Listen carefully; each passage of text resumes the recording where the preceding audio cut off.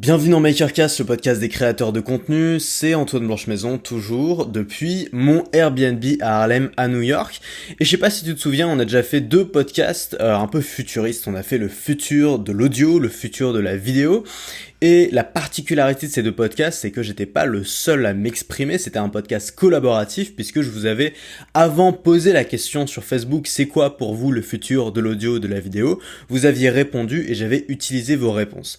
Eh bien, j'ai recommencé, j'ai réitéré, j'ai récidivé. Je vous ai posé la question sur Facebook, c'est quoi pour vous le futur du blogging?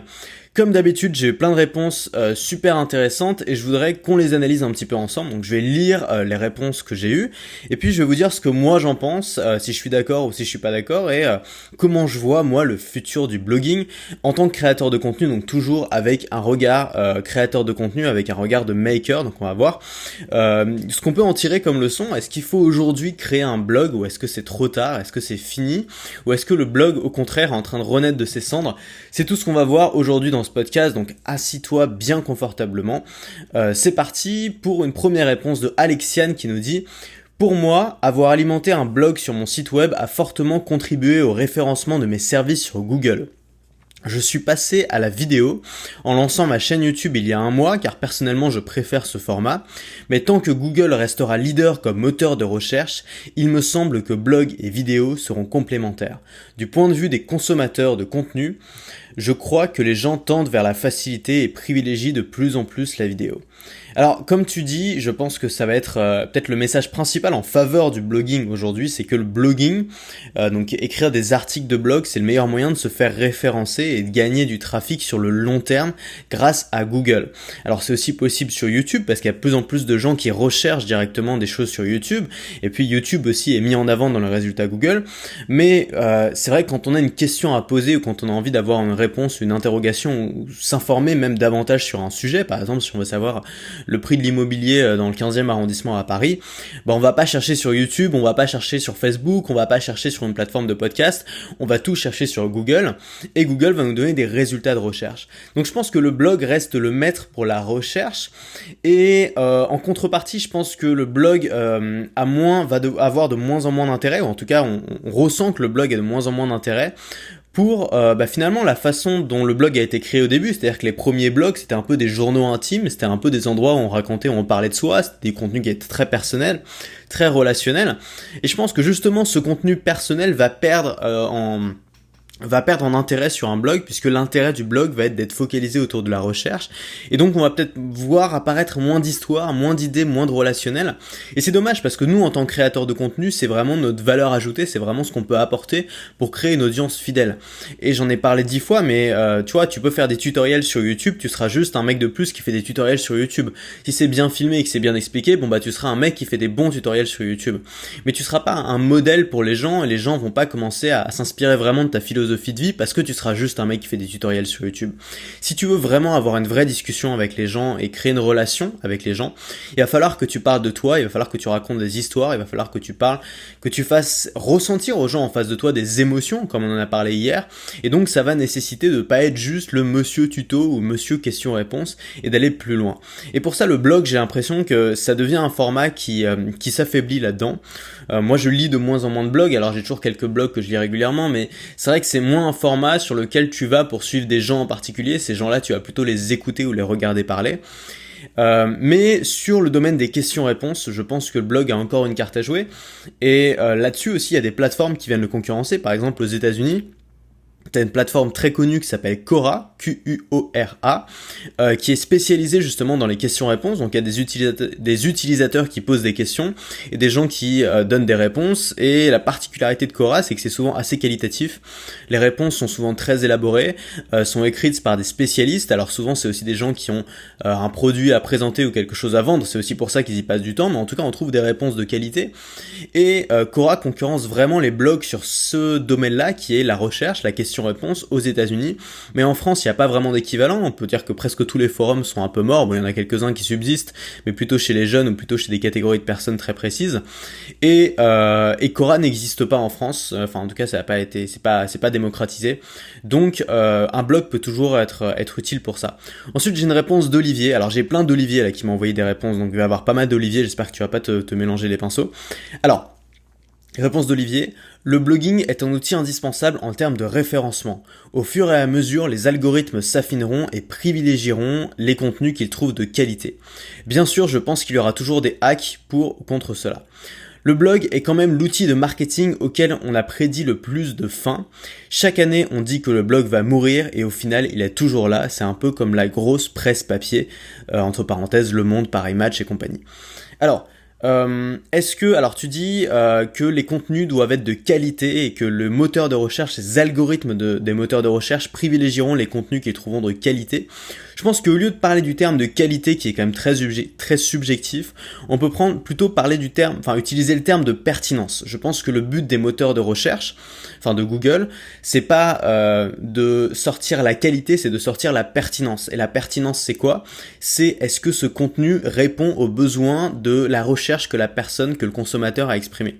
Donc par exemple, c'est pour ça qu'on a déjà parlé de YouTube, on a dit que la qualité pouvait paraître en baisse sur YouTube, mais c'est parce que le but d'un algorithme, c'est pas de faire ressortir la qualité, c'est de faire sortir la pertinence. Et la pertinence, c'est faire matcher finalement un contenu avec ce que veulent les gens.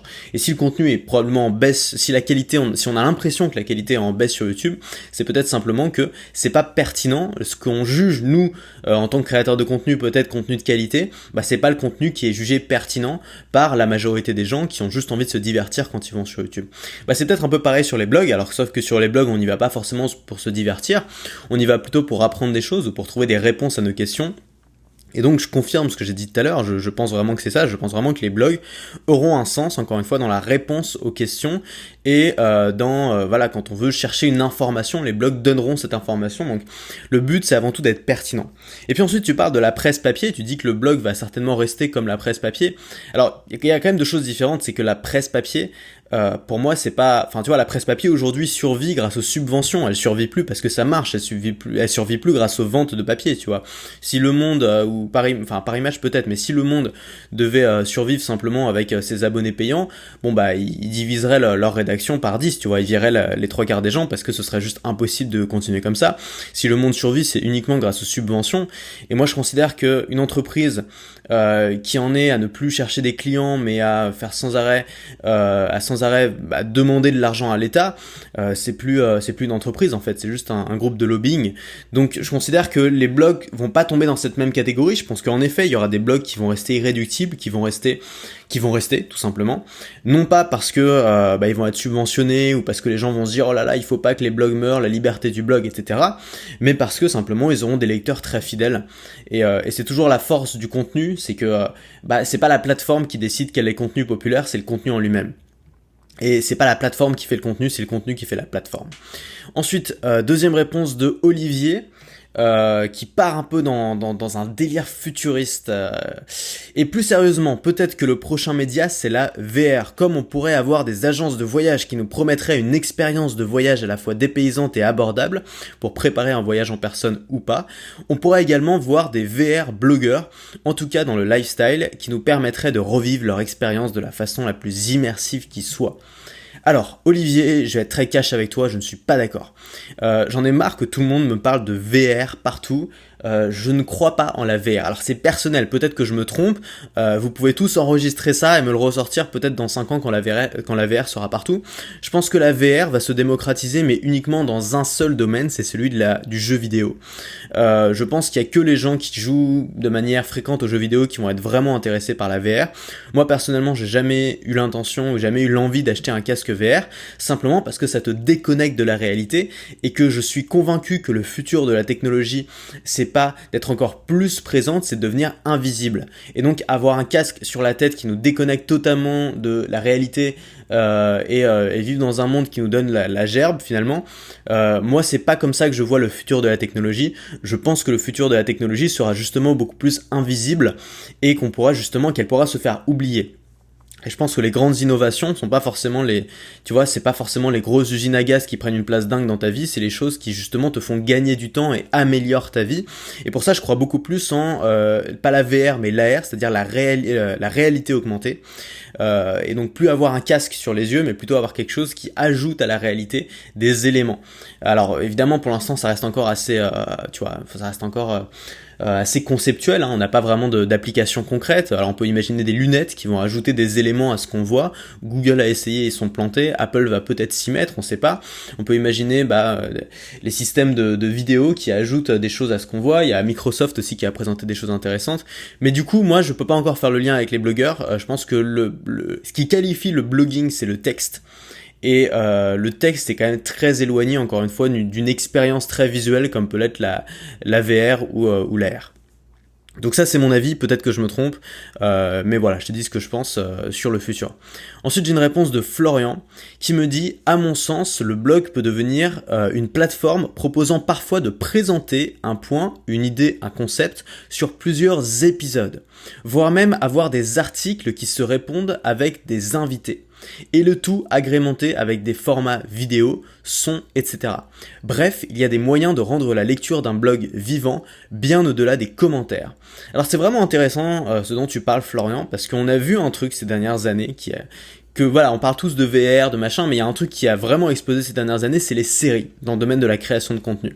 Alors c'est pas forcément des séries faites par des petits indépendants, même si ça existe, c'est souvent des séries, des grosses productions, et ces séries, on les a vues arriver d'abord en vidéo, on voit le succès des séries sur Netflix, ils en sortent limite une toutes les semaines, on voit aussi l'arrivée du succès des séries sur audio, en podcast, avec, alors pas encore en France, mais aux États-Unis, t'as les podcasts par exemple Serial, qui ont fait un carton et qui ont totalement démocratisé le podcast dans ce pays-là où ça restait quand même avant un domaine de niche. Et puis même en France, on voit pas mal d'initiatives de séries audio. Il y a le youtubeur par exemple Cyprien qui vient de lancer une série audio en peut-être une dizaine d'épisodes sur sa chaîne YouTube. Donc c'est vraiment intéressant parce qu'il aurait pu décider de faire une série vidéo sur sa chaîne YouTube, ça aurait été cohérent, mais il s'est dit que justement le format série se prêtait davantage à l'audio. Donc j'ai trouvé ça assez intéressant, ça va être intéressant à suivre.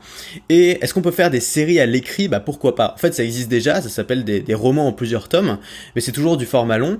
Est-ce qu'on peut imaginer une série en format série, c'est-à-dire série format plus court qu'un film ou qu'un format long, à l'écrit.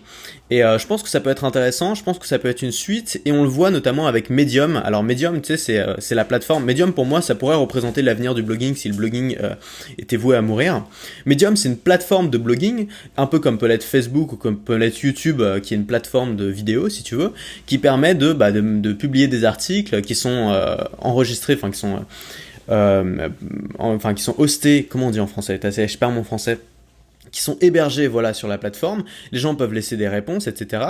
Et ils ont introduit plusieurs nouveautés qui vont totalement dans le sens de ce que tu dis Florian, notamment l'audio, c'est-à-dire qu'on peut intégrer maintenant de l'audio à ces articles, on peut transcrire ces articles en audio pour les gens qui n'ont pas envie de les lire mais qui préfèrent les écouter, et on peut aussi faire des séries, justement des articles sous forme d'histoire ou de séries. L'idée Medium, ce qu'essaye vraiment Medium de faire, c'est pas d'être un concurrent à Quora et pas d'être un vulgaire question-réponse qu'on va retrouver en faisant des recherches Google, mais ils veulent vraiment être une plateforme où on raconte des histoires. Et ça c'est ambitieux pour de l'écrit parce que pour l'instant, les histoires qu'on raconte à l'écrit, c'est systématiquement dans les romans et pas encore sur internet. Et alors moi pour le coup, il y a donc les séries, je suis totalement d'accord avec toi, je pense que ça pourrait peut-être révolutionner l'écrit comme ça a révolutionné la vidéo et l'audio. En revanche, sur la transcription des articles en audio, je suis pas fan de ça. Je trouve ça dommage en fait de faire ça. Je pense qu'un article est fait pour être lu et qu'un audio est fait pour être écouté et pas les deux. Il y a beaucoup de gens par exemple qui écoutent des livres audio. Moi j'ai essayé d'écouter des livres audio, j'ai pris un abonnement sur Audible et je crois que j'en ai pas réussi à en écouter un seul jusqu'au bout parce que c'est lu avec une voix monotone, c'est lu finalement comme c'est écrit. Et on parle pas de la même façon qu'on écrit, c'est clair, tu vois. Donc quelque chose que tu vas lire, tu vas pas l'entendre de la même façon. Et donc moi je supporte pas les livres audio parce que c'est lu avec une voix monotone, tu sens que c'est juste un mec qui lit un PDF, tu vois. Et je préfère un vrai audio, un podcast où les gens ont pas tout écrit à l'avance, tu vois, et ils sont en train de parler avec leur cœur.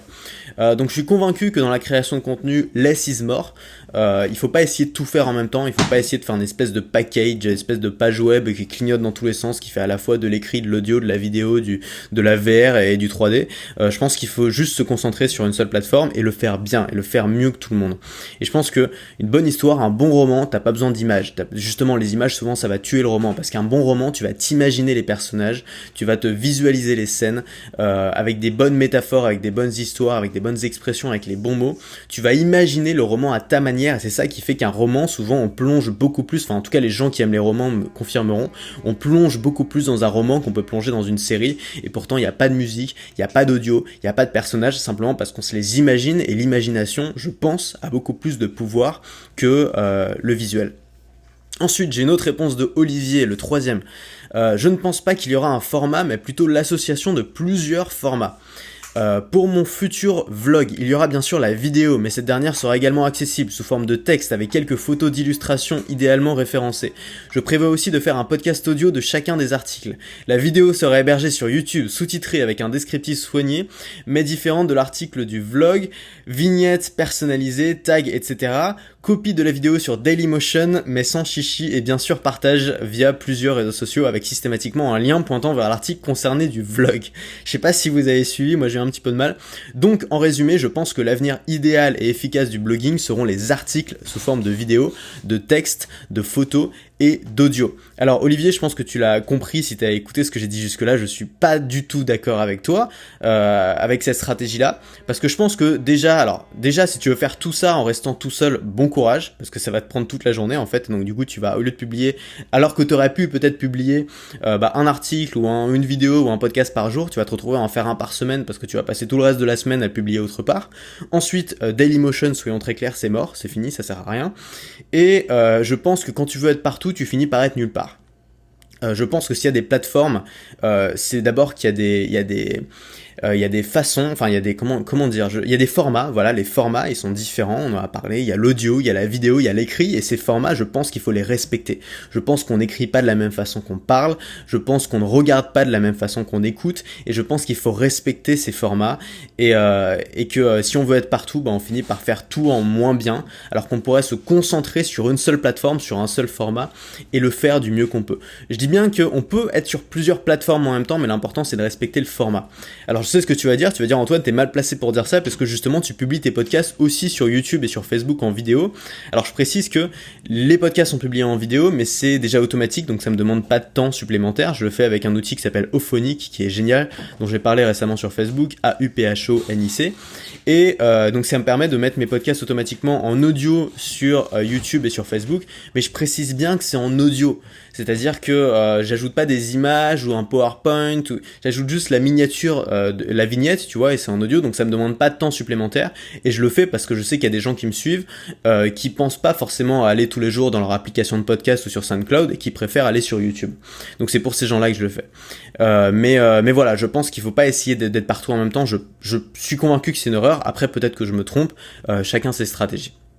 Ensuite, j'ai une réponse de Manon qui me dit « Les gens préfèrent ce qui demande moins d'efforts, donc les blogs risquent de disparaître car lire devient un effort trop important contrairement à l'écoute. » Alors, Manon, je te donne mon avis encore une fois là-dessus, ça n'engage que moi. Je pense pas que les gens demandent moins d'efforts qu'avant, je pense qu'on a... Enfin voilà, on cherche tous à faire le moins d'efforts possible et c'est naturel. Je pense simplement que notre attention, notre capacité d'attention a baissé. Pourquoi c'était plus facile en 1950 de lire un bouquin qu'aujourd'hui? Et j'en parle en connaissance de cause. Moi, quand j'étais petit, je lisais beaucoup plus facilement qu'aujourd'hui. Et c'était pas en 1950. C'est juste qu'aujourd'hui, les réseaux sociaux sont partout. On a tous un appareil à divertissement dans notre poche qui nous apporte du divertissement rapide, facile. Et donc c'est très difficile de se concentrer notamment sur un format long quand on a l'habitude des formats ultra courts des réseaux sociaux. Donc voilà, je pense que la baisse, je suis d'accord avec toi parce que l'attention des gens baisse. Et donc c'est plus difficile de se concentrer longtemps sur un article et souvent on a tendance à les zapper un peu vite. Il y a une deuxième chose auquel on pense pas forcément, c'est que la plupart des gens sont salariés. Qui dit salarié dit travailler dans un bureau. Qui dit travailler dans un bureau dit patron relou tout le temps sur ton dos, et qui dit patron relou tout le temps sur ton dos dit tu peux pas regarder tranquillement des vidéos YouTube ou écouter des podcasts avec le son à fond. Donc je pense que les gens qui travaillent dans un bureau et qui ont envie de se détendre un petit peu ou d'apprendre quelque chose, ils vont plutôt lire des articles que regarder des vidéos YouTube. Après, j'ai pas suffisamment travaillé dans un bureau pour être sûr de ça, mais c'est une théorie. Tu me diras si t'es pas d'accord avec moi. Et puis il y a une deuxième chose, c'est que si le texte était voué à mourir, parce que ce que tu dis finalement c'est que c'est pas que les blogs sont morts, c'est que le texte est mort, puisque les gens ont pas envie de fournir cet effort-là, les livres seraient morts, et les livres ne sont pas morts, les livres fonctionnent toujours aussi bien, les livres c'est un peu les irréductibles gaulois qui sont là depuis 2000 ans et qui vont sûrement rester là encore longtemps, et je pense que si les gens préfèrent les livres, s'il y a des gens qui sont des gros mordus de lecture, on l'a déjà dit, c'est parce que le texte souvent est beaucoup plus, on peut beaucoup plus plonger dans un bon roman que dans une bonne série, pour certaines personnes en tout cas, pour les gens qui sont fans de romans. Et puis un livre, même pour apprendre des choses, un livre c'est quand même un format qui est plus calme, tu vois, tu peux lire un peu où tu veux, tu vois, c'est pas mal poli comme le fait de mettre ses écouteurs par exemple en société parfois, c'est plus calme, puis c'est plus facile à étudier. Si tu veux étudier des choses, c'est plus facile de surligner dans un livre, de récupérer, de prendre des notes à côté, alors que écouter un audio, c'est pas forcément un format qui est facile à étudier, c'est un format qui est plus passif que la lecture, et donc tu vas moins peut-être pouvoir être actif là-dedans. Ensuite, j'ai une réponse d'Edouard qui dit quand tu vois ce que prédit Google sur les moteurs de recherche, tu te dis forcément que c'est pas ouf le futur du blogging. J'ai l'impression qu'on parle des DVD. Puis ensuite, il y a Mickaël qui enfonce le clou et qui dit je pense qu'Internet comme on le connaît aujourd'hui, dans 30 ans, il n'existera plus. Je pense que ce que tu veux dire peut-être, Mickaël, c'est que Internet indépendant va disparaître au profit des plateformes. Peut-être que c'est ça que tu veux dire, peut-être que c'est autre chose. Moi, en tout cas, c'est quelque chose qu'on peut imaginer. C'est vrai qu'il y a une tendance aux plateformes. Pourquoi ? Parce que la plateforme te fournit un hébergement, la plateforme te fournit une facilité d'utilisation, la plateforme te fournit aussi et surtout une audience. Ça veut dire que les gens ont des habitudes sur les plateformes. Les gens ont une habitude de lancer Facebook tous les jours, de lancer YouTube tous les jours, de lancer peut-être Medium pour certains tous les jours, alors que les gens vont pas forcément avoir l'habitude de faire le tour de leur blog tous les jours. Donc on a vu que la vidéo avait été remplacée par YouTube, la vidéo indépendante sur Internet. Peut-être que le blogging va être remplacé par Medium, mais moi j'ai longtemps cru vraiment que les plateformes allaient remplacer totalement le web indépendant. Et puis finalement j'ai réfléchi et je me suis dit si tout ça c'était qu'une mode, et si finalement les gens allaient y allait avoir un retour à l'indépendant, que les gens allaient en avoir marre des plateformes. On voit il y a de plus en plus de gens, j'ai l'impression, qui en ont assez des plateformes. Il y a des gens qui se plaignent de YouTube, il y a des gens qui se plaignent de Facebook, qui disent que la qualité est pas au rendez-vous, que l'audience, il y a beaucoup de haters dans l'audience, que Facebook respecte pas la vie privée des gens, etc., que YouTube a des règles trop strictes. Et donc je pense que les plateformes vont un peu se transformer un peu comme des États ou des dictateurs qui vont saouler beaucoup de gens, et beaucoup de gens vont vouloir reprendre leur indépendance, et donc ça va peut-être être le début d'un retour au web indépendant. C'est juste une possibilité, j'en suis pas sûr du tout, mais je miserai pas tout sur le fait que les plateformes vont tout remplacer, parce que on n'en sait rien. Ce sera toujours possible de créer un site web indépendant, et tant que ce sera toujours possible, il y aura toujours des gens qui le feront. Et puis il y a une dernière réponse de Walid qui répond un mot: Facebook. Est-ce que Facebook va remplacer le blog ? C'est possible. Facebook te fournit une audience, Facebook te fournit une plateforme mobile, Facebook te fournit l'attention des gens qui sont dessus, ce que te fournit pas un blog. Sur un blog, il faut tout construire toi-même. Donc c'est possible. Et je vais terminer en mouillant un peu en disant qu'est-ce que je pense, moi. Pour moi, ça va être quoi l'avenir du blogging ? Je pense que le blogging va perdurer longtemps, un peu comme le livre, c'est-à-dire que les blogs indépendants seront toujours là, il y aura des irréductibles et ils survivront non pas grâce à la plateforme mais grâce à leur audience, grâce à la qualité de la relation que les blogueurs ont su nouer avec leur audience. La deuxième chose, c'est que je pense qu'il y aura une part de moins en moins grande, malgré tout, de blogs sur Internet. Ça va davantage être remplacé par la vidéo et l'audio. On a vu l'explosion de la vidéo ces 10 dernières années, et je pense que ça va continuer comme ça. Et je pense aussi que l'audio va avoir son retour en force ces prochaines années. J'en suis convaincu. Il y a plein de signes qui me le montrent. On en a parlé dans le podcast qui parlait justement du futur de l'audio. Et enfin, je pense que si le blog doit être remplacé par quelque chose, le format écrit restera toujours, et ça prendra peut-être la forme de micro-blogging. On l'a vu aujourd'hui. C'est le contenu court qui prime, en tout cas sur le grand public, et donc peut-être que ce micro-blogging, donc pas forcément sur Twitter, c'est même plus du micro-blogging, c'est du micro-blogging, mais peut-être du micro-blogging sur Facebook ou du micro-blogging sur Medium, sur des plateformes où on fera des tout petits articles qui seront faits, non pas pour être lus sur un ordinateur, mais pour être lus sur un mobile quand on attend le bus ou dans le métro, ou des choses qu'on va lire rapidement, tout simplement. Et je voudrais terminer en rappelant une chose, c'est que si ton message est suffisamment puissant, tu as le pouvoir d'imposer ta plateforme. C'est-à-dire que peu importe la plateforme, on n'est pas en train de faire un débat sur les plateformes, on est toujours en train de faire un débat sur ton message, sur ton contenu. Et si tu arrives à avoir un message qui est suffisamment puissant pour toucher des gens, bah tu seras toujours meilleur que tous les gugus qui feront tous la même chose sur les plateformes à la mode. Et tu peux être au-dessus des modes en créant une vraie relation, une relation long terme avec ton audience, et tu peux être un irréductible, et je pense que c'est toi qui peux imposer ta plateforme. Et donc pour tous ceux qui aujourd'hui sont blogueurs et qui se disent est-ce qu'il faudrait que je me lance sur YouTube, est-ce qu'il faudrait que je me lance dans les podcasts parce que ça marche mieux, ou inversement, ces gens-là, j'aimerais leur dire une chose, c'est choisis la plateforme dans laquelle tu es le meilleur. Choisis pas la plateforme à la mode en ce moment, sauf si tu as envie d'essayer, choisis la plateforme dans laquelle tu es le meilleur, c'est comme ça que tu pourras affiner ton message, développer une audience long terme et créer de la valeur, tout simplement. On se retrouve demain dans le prochain podcast. À demain.